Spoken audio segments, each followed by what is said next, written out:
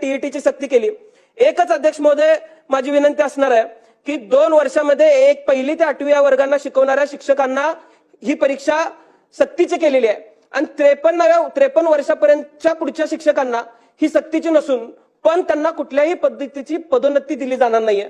अध्यक्ष महोदय, आता एमपीएससी असेल किंवा यूपीएससी असेल यामध्ये जर एखादा अधिकारी परीक्षा देऊन पुढे गेला तर पुन्हा आयुष्यभर त्याला कुठली परीक्षा देण्याची सक्ती नाही, मग शिक्षकांनाच अशा पद्धतीची सक्ती का?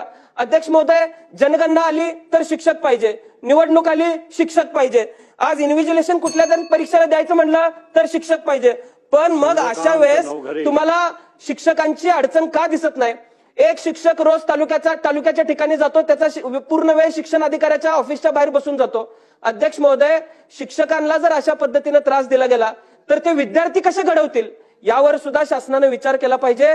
त्यामुळे टीईटीच्या बाबतीत राज्य शासनाने पुनर्विचार केला पाहिजे, संच मान्यतेच्या बाबतीत राज्य शासनाने पुनर्विचार केला पाहिजे आणि ग्रामीण भागातला शिक्षक वाचवला पाहिजे, ग्रामीण भागातला विद्यार्थी वाचवला पाहिजे आणि ग्रामीण भागातल्या शाळा सुद्धा वाचवण्याचं काम करावं लागेल।